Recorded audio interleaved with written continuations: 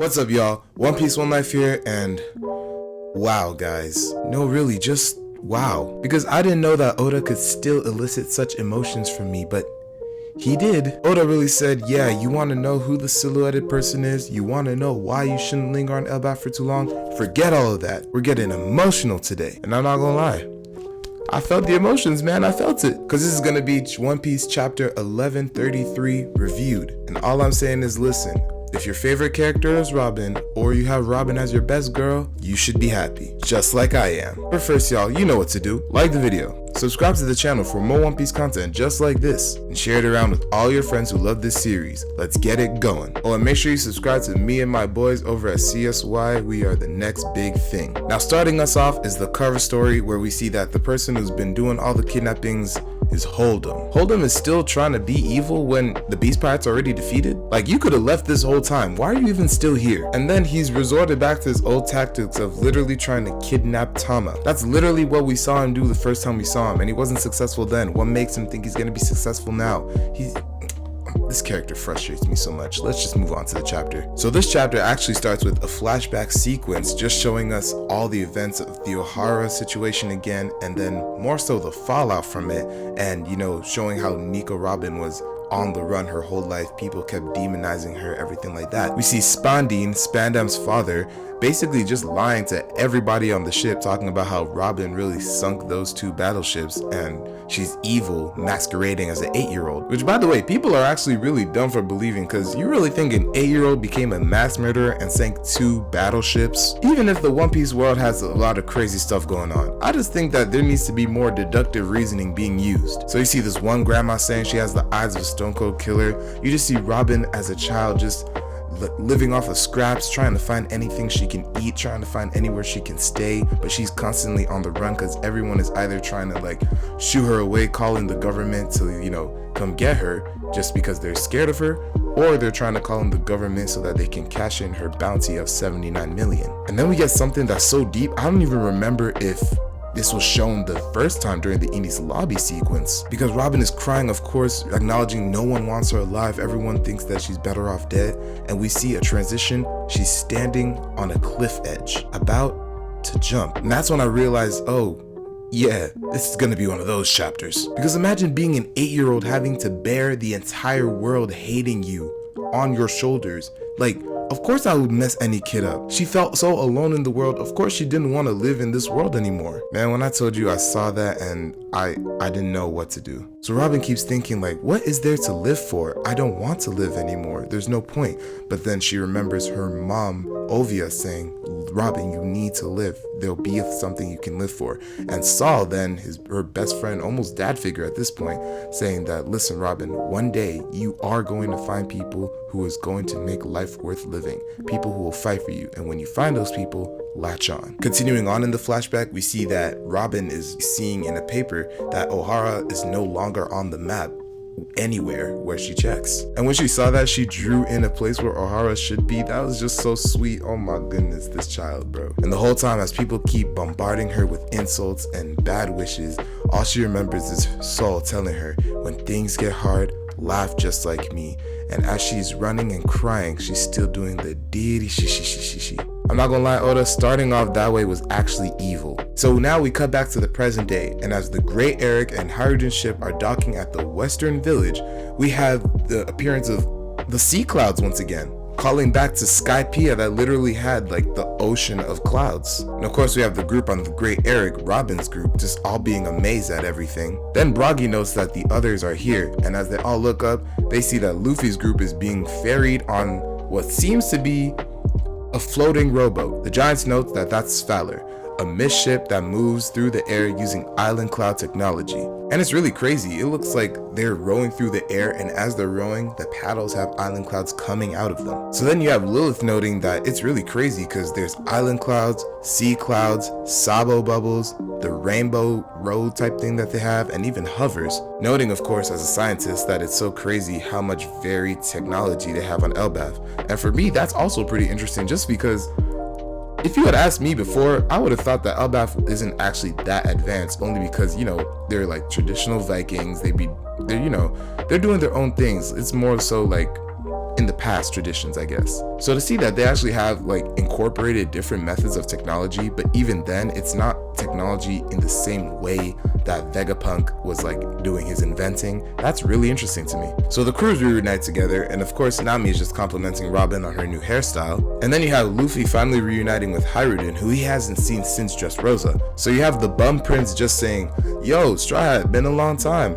It's amazing that you're an emperor now, but you know, it only makes sense since you're my boss. Anyways, I'll introduce you to everybody later, but for now, we four, me, Stanson, Goldberg, and Gerd, are the members of the New Giant Warrior Pirates who are under you. And it's funny because they just have Road crucified on a cross, beat up, and he's just saying, we're actually 5. No, Road, no, you're not 5. To me, it's just really funny because it makes me think of those memes of like, yo, bro thinks he's on the team. No, Road, you're not on the team. But of course, Luffy's saying, yo, I already told you back then, I don't want subordinates. And Hiruden's like, well, I don't care, I am your subordinate. Then Hiruden tells them that, yo, even though we're kind of insular and in our own place, when we received news that Big Mom was defeated by you guys, we were so happy. Because if you don't remember, Big Mom has very large ties back to Elbaf. Gerd even starts talking about how she and Linlin used to be friends, but of course, after she did the thing that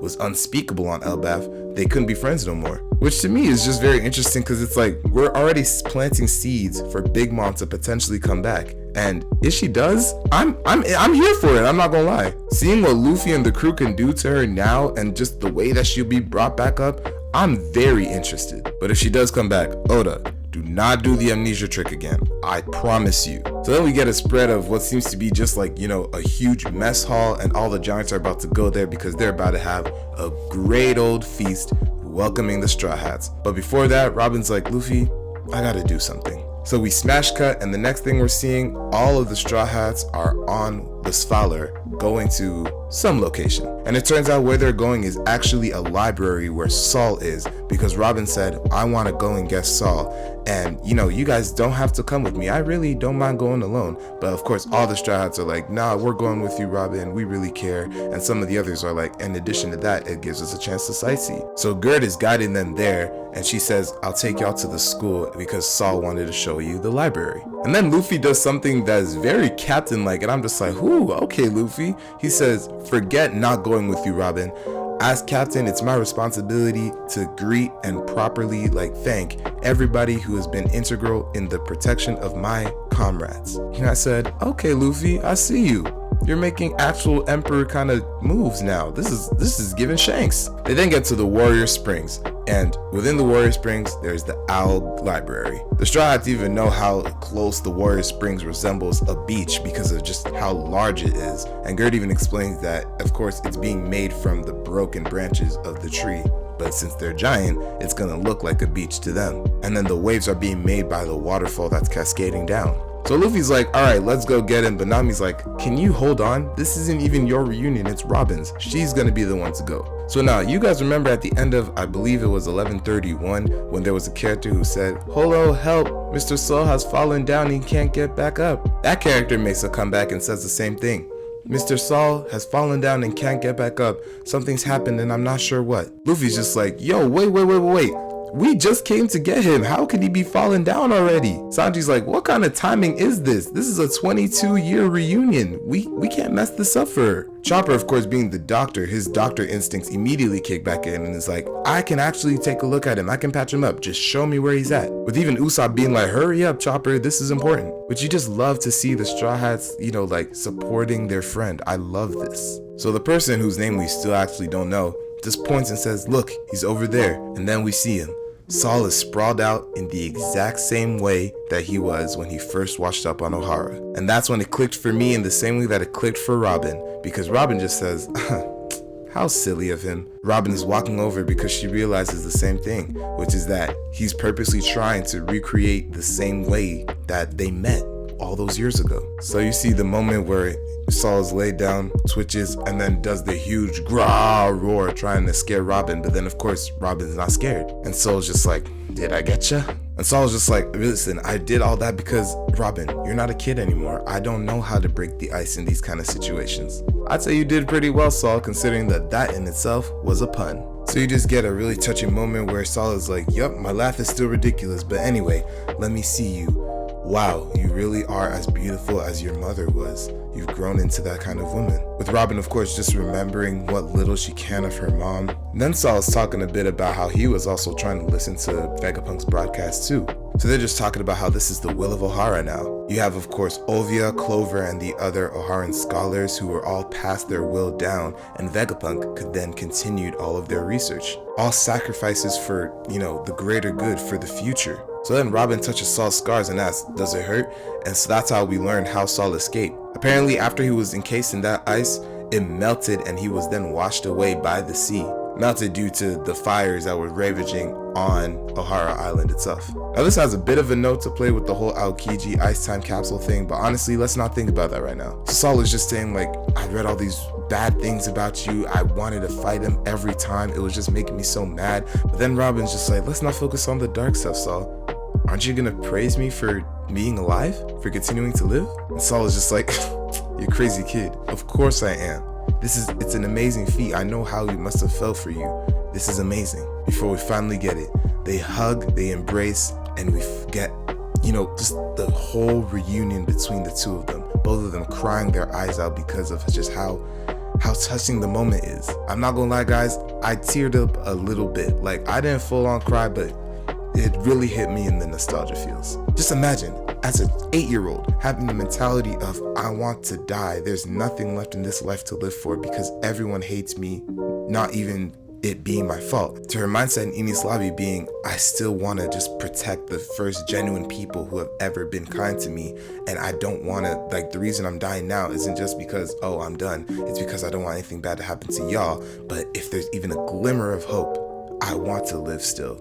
Till now, her being rewarded with that life by seeing her friend, mentor, some even say father figure again. And Oda just draws tears so well, it really conveys emotion in my opinion. So then the end of the chapter, of course, is just that hug where Robin's like, Saul, I've missed you so much. Saul's like, I've missed you too, Robin. And as they're crying on the beach, the rest of the Straw Hats are all just watching them, also crying. You have Sanji, Brook, Frankie, Usopp, Nami, and Chopper all crying their eyes out just at how sad and, now I guess touching, it's like tears of joy for their friend. And then you just have Luffy, Zoro, and Jinbei. They're not crying, but they're just looking on like, I'm happy for you, gang. And this ends out the chapter. There is a break next week, but this was just such a wholesome way to end this kind of run that we've been on. Guys, I don't care what anybody says, Robin is my wife, so to see her happy, that's all I actually want for her. And in addition, it means that obviously we get to cross this off of the Elbaf bingo card. And low-key, I think I'm also going to cross off the whole learning more about or seeing more of the Elbaf royal family, because we did learn more about their line.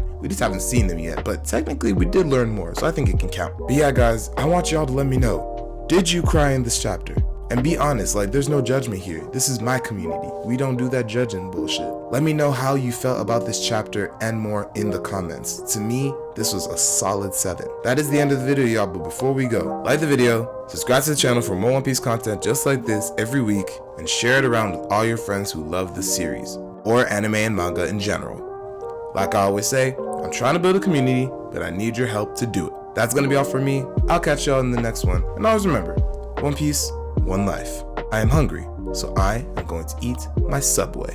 And if you have a problem with Subway, I don't know what to tell you.